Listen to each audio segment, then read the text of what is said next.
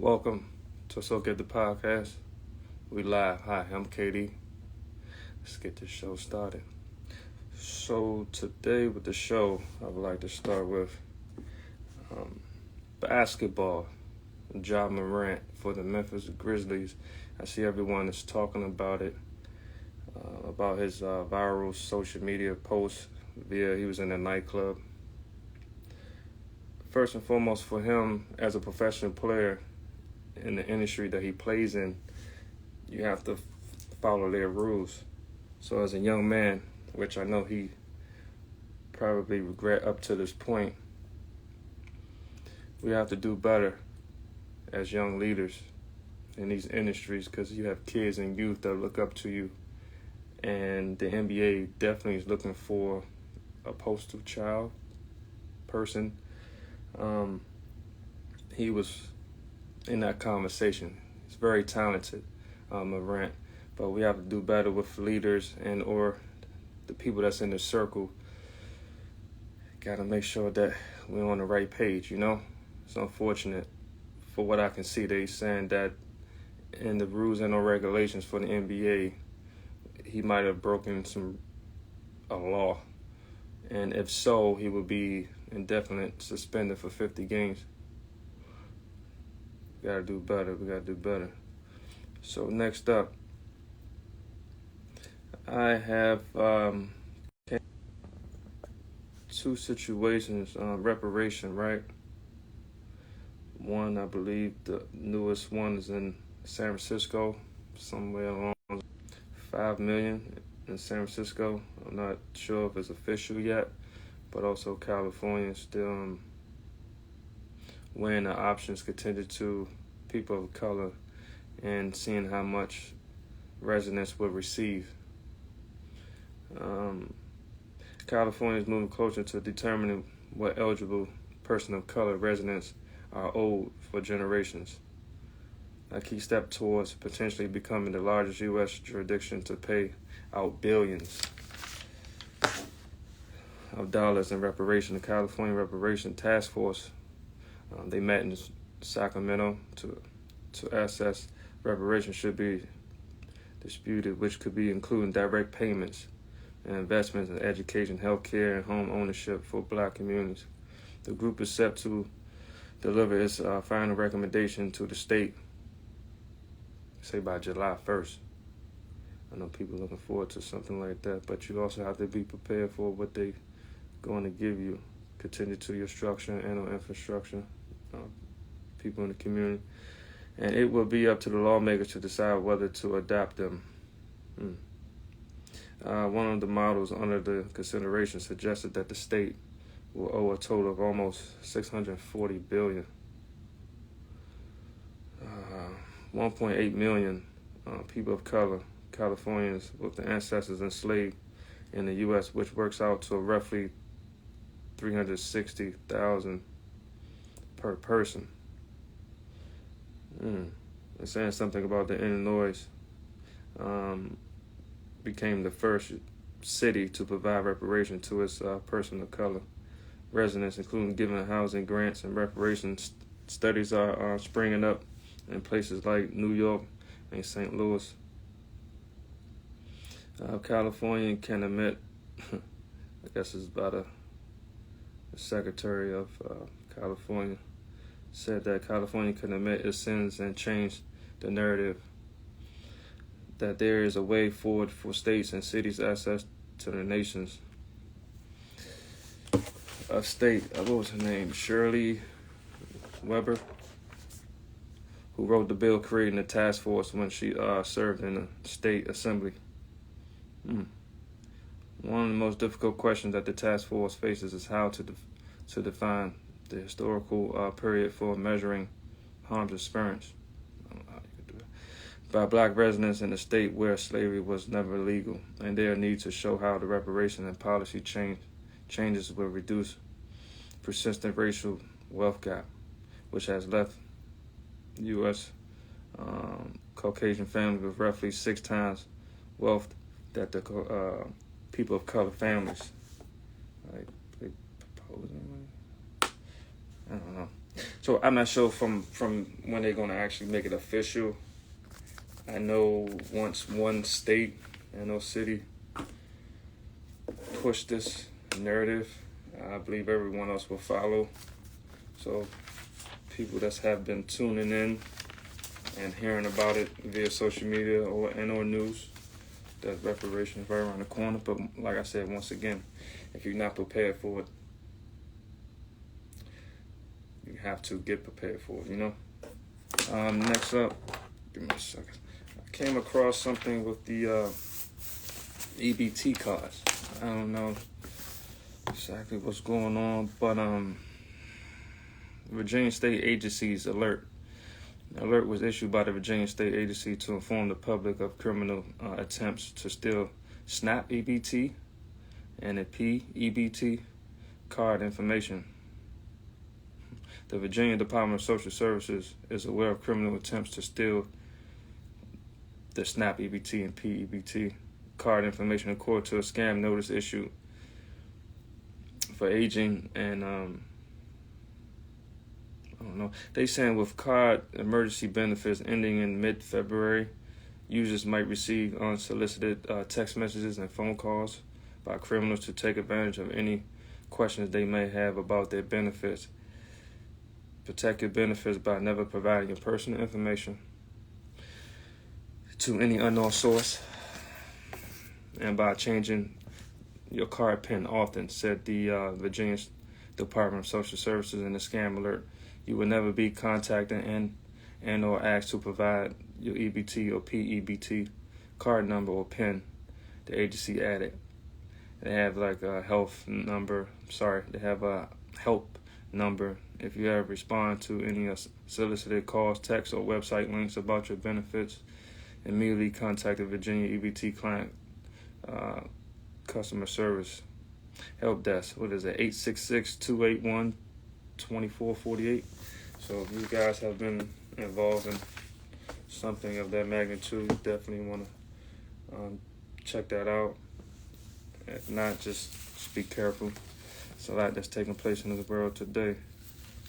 I came across a very interesting story, right? Storage units. I know that you can purchase storage units when a previous owner does not come back in time. I believe they have like an auction or something like that. So a man bought a locked storage unit for $500, right? From a Storage Wars. His name is Dan Dotson, if you heard of him or not. And later discovered that this particular person bought this locker and it contains $7.5 million in it, right? Key finds include a World War II Mines newspaper, a huge stash of newspapers from the day of Elvis and Presley died. So it's the things that was in the actual storage unit. Okay, however, one of the biggest finds happened off camera while Dawson was auctioneering a unit. The buyers of the storage, like I said previously, they purchased it for $500. I believe the host, Dan, was unaware the time of the true value of the unit. Of course not, right? He told The Blast in 2018 that he was approached by a woman while he was at the Stars in a Rock and Roll charity auction event in California. He said an older Asian woman at the table next to him kept looking at him like she wanted to tell him something. Eventually, she walked up and told Dan, her husband walks with a guy who bought a unit from me for $500 and found a safe inside. The man who bought the storage locker found a safe inside, managed to get a locksmith to break it open. It reveals bags of cash adding up to a total of $7.5 million. Dawson explained that the new owner shortly received a phone call from the attorney of the former owner, and they offered that new owner $600,000, and then turned right back around and doubled $600,000 to turn out to be $1.2 million to have the money returned to him. and the new owner agreed to it. I mean, you spent 500, you come off with 1.2 million. Most people might say that's one hell of a flip, right? But at the end of the day, if you have purchased something, right, and you are the current owner at that juncture, the laws of that, I'm not gonna state any of that, but for what I know, if you purchase something, you the rightfully owner, right? So that was one decision that they had to make. And the story went on, which you all can check out. They was afraid that that money was tied to someone. They were saying why the money wasn't in the bank. Who really knows? But 500 into 1.2 million, I don't think too many people actually complain about that. So let that play that out. But that was very interesting. I heard a few stories or two about people buying storage units and coming up with some valuable items inside. That one right there was a bag of money. I don't think too many people would turn that down. So moving on, came across one more thing that was interesting. So in Russia, right, they have this scientist that was one of 18 that was part of helping develop the vaccine. He was found dead in his Moscow apartment, strangled to death. So they said that an intruder and the scientist had an argument or some sort, and the intruder strangled him with a belt and then fled the scene. Come to find out, the scientist was, in the report, stated that the scientist was not deceased, and come to find out that he was. He was a 47-year-old scientist, one of 18 that helped develop the vaccination. The person that's being investigated and or in custody was a 29-year-old gentleman. It's a lot that's taking place in the world today.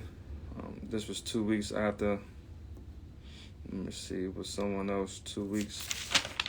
Give me a second, it was one hell of a story, 47.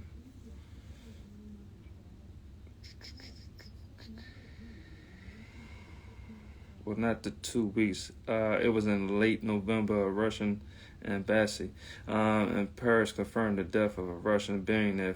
He's the founder of the Forex Club. And they said the former head of the Moscow institution died last year after falling down a flight of stairs from these cryptocurrency, and now this one, the scientists. People just coming up missing. Money's missing. Money's in storage units. I don't know what's going on today. We got to do better with, first and foremost, starting with ourselves first. Just got to do better in these communities and everything like that. Something else that came across my radar too, most people's radars on their platforms, was a murder in Mexico in broad daylight. I believe it was 4 people that was involved from the U.S. I believe they all was from South Carolina. 2 was found. I'm not sure what happened to the other 2 people at this time. I'm not sure exactly what happened, but something that happened like that in broad daylight. There's stories here. It was about that. I just know that 2 people from the U.S. is missing, and 2 was found. It's unfortunate that they all couldn't come back home safely as they all visit in Mexico. So at this juncture, we have to take care of ourselves first and foremost, and our loved ones and those who are around us, because things are taking place in this world today that as you can see, what's the reason, right? So just prepare yourself for everything that's going to take place in a very, very near future. And I appreciate each and every one for still tuning in. Hi, I'm KD. I'm out of here.